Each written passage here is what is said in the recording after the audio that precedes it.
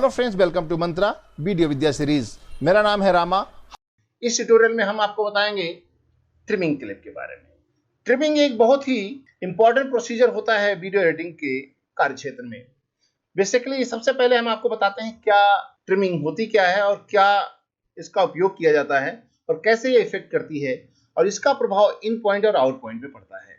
इन point और out point जैसा कि हमने आपको पिछले ट्यूटोरियल में बता भी रखा है कि जब आप क्लिप के इन पॉइंट और आउट पॉइंट को सेलेक्ट करते हैं तो उसे हम मार्किंग बोलते हैं। यानी जिस भी फ्रेम से हम क्लिप को टाइमलाइन पे लाना चाहते हैं उसे हम इन पॉइंट बोलते हैं, और जहां तक या जिस फ्रेम तक आप क्लिप को टाइमलाइन पे लाना चाहते हैं वो आपको आउट पॉइंट होता है। जैसे हम यहां से लेकर के इस लोकेशन से लेकर के हम क्लिप को टाइमलाइन पे लाना चाहते हैं तो पहला जब इन पॉइंट लगाएंगे तो ये मार्क इन हो जाता है, यानी इन पॉइंट। जहां पर हम आउट पॉइंट लगाते हैं ओ प्रेस बटन करके तो यहां ये हो गया आपका मार्क आउट यानी आउट पॉइंट। तो इस एरिया को हम मार्किंग बोलते हैं।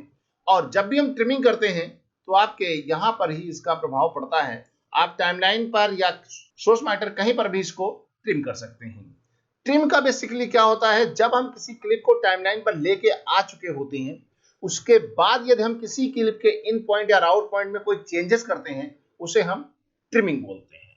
यानी टाइमलाइन पर लाई गई क्लिप्स के इन पॉइंट आउट पॉइंट में कोई चेंजेस करना चाहते हैं या उसकी ड्यूरेशन को कम करना चाहते हैं या बढ़ाना चाहते हैं, चाहे वो इन पॉइंट की तरफ हो या आउट पॉइंट की तरफ हो, उसे हम ट्रिमिंग ही बोलेंगे। प्रीमियर प्रो सीसी में सबसे पहला जो एक नॉर्मल सा ट्रिमिंग ऑप्शन होता है वो एरो टूल के साथ ही होता है।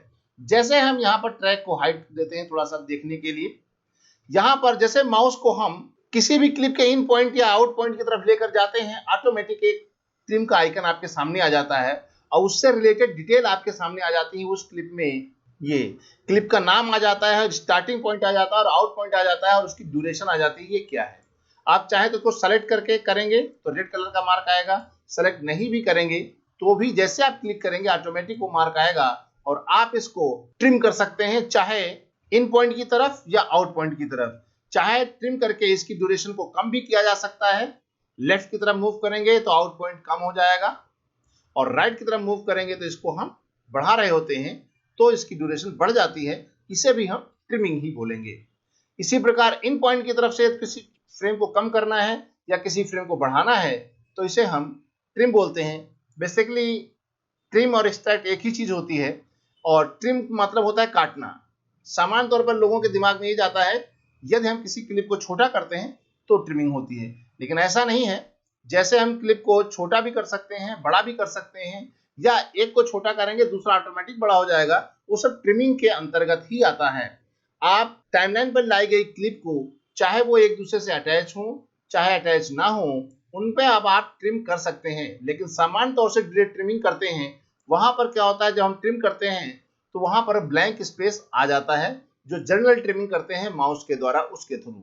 इसके अतिरिक्त कई और तरीके हैं जिससे हम ये गैप नहीं आता है। इसके बारे में हम अभी आपको नेक्स्ट ट्यूटोरियल्स में बताएंगे किस प्रकार और किन टूल का यूटिलाइज करें कि आपके टाइमलाइन पर क्लिप ट्रिम भी हो जाए और गैप भी क्रिएट ना हो। उसके लिए कई सारे और टूल्स हैं और तरीके हैं जिनके द्वारा हम टाइमलाइन पर ट्रिमिंग करते हैं। Thank you for watching. तो आप हमारे साथ बने रहिए, देखते रहिए, सीखते रहिए और अगले वीडियो तक रामा की राम राम।